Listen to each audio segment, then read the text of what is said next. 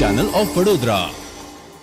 રાષ્ટ્રીય જનક્રાંતિ પાર્ટીને ગુજરાતમાં 2 વર્ષ પૂર્ણ થતાં આજે એક પત્રકાર પરિષદનું આયોજન કરવામાં આવ્યું હતું। રાષ્ટ્રીય જનક્રાંતિ પાર્ટીને તારીખ 24/1/2022ના દિવસે ગુજરાતમાં 2 વર્ષ પૂર્ણ કરી ત્રીજા વર્ષમાં મંગલ પ્રવેશ કરી રહી છે। આ શુભ અવસરે તમામ કાર્યકર્તાઓને સાથે મળીને આગામી 2022માં આવનારી ગુજરાત વિધાનસભા માટે તમામ પ્રદેશ અને જિલ્લાના હોદ્દેદારો કાર્યકર્તાઓ સાથે મળીને કેટલીક સીટો પર ઉમેદવારો ઉતારશે તેની ઘોષણા પણ કરવામાં આવી રહી છે। સાથે સાથે રાષ્ટ્રીય જનક્રાંતિ પાર્ટી કયા કયા મુદ્દાઓ પર કામ કરશે તેની રૂપરેखा पर चर्चा કર્યા બાદ પાર્ટીના પ્રદેશ અધ્યક્ષ દિલીપસિંહ ગોહિલ દ્વારા મીડિયાને વધુ માહિતી આપવામાં આવી હતી। हमारी पार्टी समस्त बैठक पर चुनाव लड़ने की तैयारी है। अभी तो हमने सोचा 182 सीट पे हम लोग लड़ेंगे।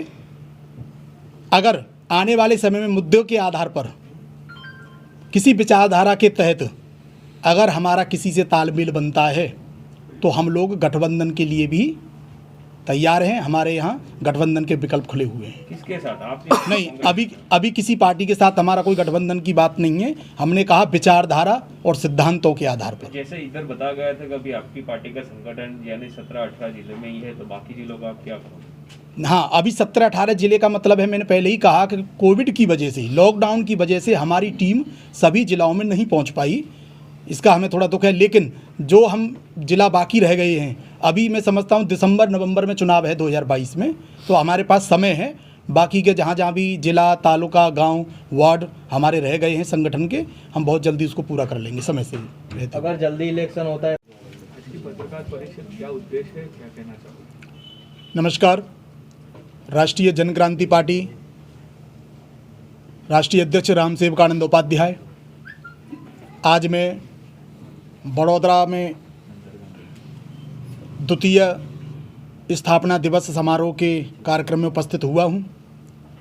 आज के ही दिन 24 जनवरी 2020 को प्रदेश प्रमुख दिलीप सिंह गोयल को प्रदेश प्रमुख गुजरात की जिम्मेदारी सौंपी गई थी और जितना मैं उम्मीद करता था संगठन के लिए भरपूर दिलीप भाई सहित हमारे प्रदेश प्रमुख के साथ में हमारी प्रदेश कमेटी के द्वारा, अन्य जिलाओं के जिला प्रमुखों के द्वारा, हमारे तालुका प्रमुख और अन्य सभी कार्यकर्ता के द्वारा बहुत अच्छा काम गुजरात में किया गया, डेवलप किया गया है। आज मुझे खुशी हो रही है कि हम 2 साल में एक तीसरा विकल्प बनने की ओर जा रहे हैं। राजपा राष्ट्रीय जनक्रांति पार्टी गुजरात का तीसरा विकल्प बनने जा रही है। जनता को काफ़ी समय से एक तीसरे विकल्प की गुजरात में आवश्यकता है और वह आवश्यकता मैं समझता हूँ दिलीप सिंह गोहिल के नेतृत्व में पूर्ण होने जा रही है।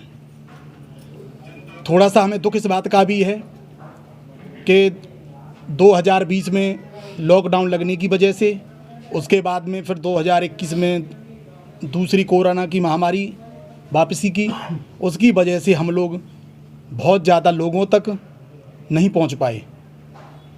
लॉकडाउन का पालन करते हुए, कोविड के नियमों का पालन करते हुए हमारी टीम ने जहां जहां तक हम जा सकते थे, लोगों की सहायता कर सकते थे, हमने तन से, मन से और धन से तीनों प्रकार से हमने जनता की सेवा की है, सहायता करने की प्रयास किया, कोशिश की है हमने। आज द्वितीय स्थापना दिवस के अवसर पर मैं गुजरात की जनता को यह संदेश देना चाहता हूं कि आप लोग इस बार विधानसभा के चुनाव 2022 में एक परिवर्तन के लिए वोट करें, क्योंकि जब तक हम लोग नाती जाति देकर धर्म संप्रदाय के नाम पर वोटिंग करेंगे तब तक इस देश में या प्रदेश में बदलाव आने वाला नहीं है।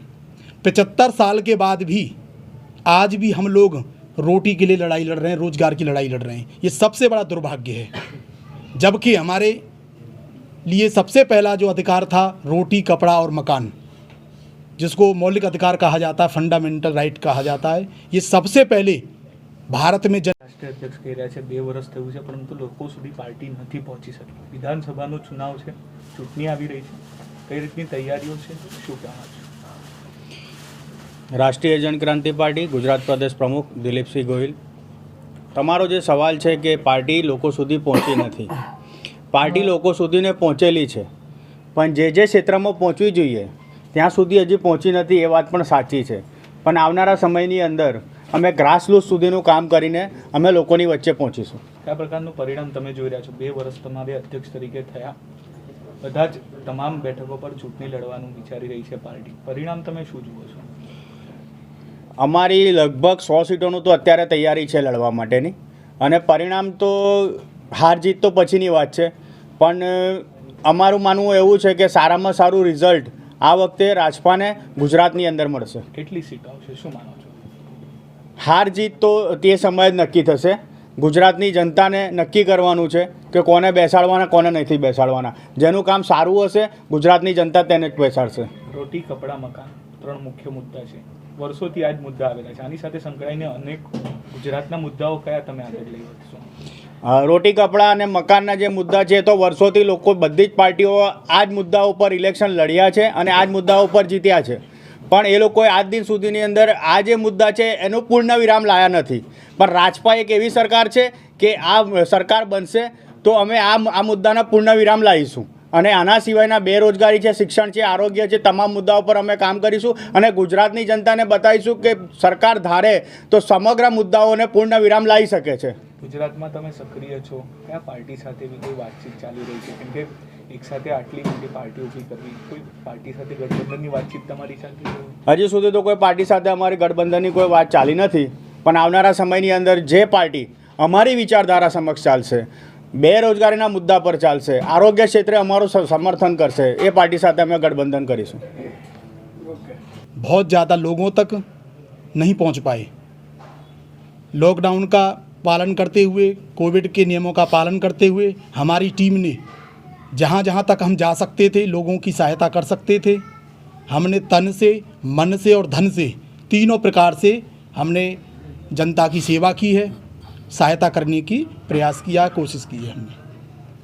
आज द्वितीय स्थापना दिवस के अवसर पर मैं गुजरात की जनता को यह संदेश देना चाहता हूं कि आप लोग इस बार विधानसभा के चुनाव 2022 में एक परिवर्तन के लिए वोट करें, क्योंकि जब तक हम लोग नाती जाति देकर धर्म संप्रदाय के नाम पर वोटिंग करेंगे तब तक इस देश में या प्रदेश में बदलाव आने वाला नहीं है.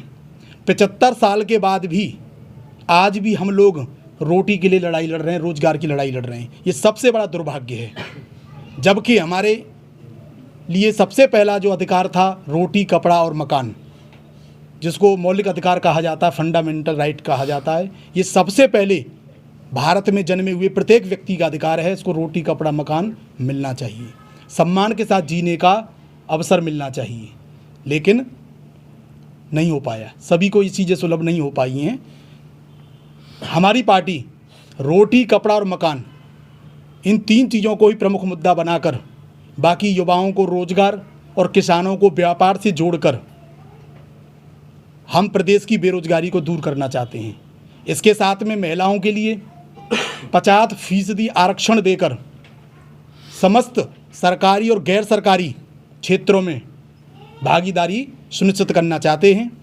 और एक बात और, मैं युवा होने के नाते एक बात और कहना चाहता हूं कि हमारी पार्टी युवाओं को आगे लेके आने वाली है और आने वाले चुनाव में हम 60% से ज़्यादा, 60% से ज़्यादा हम युवाओं को टिकट देंगे और युवाओं की सरकार बनेगी और युवा ही मुख्यमंत्री बनने जा रहा है गुजरात का.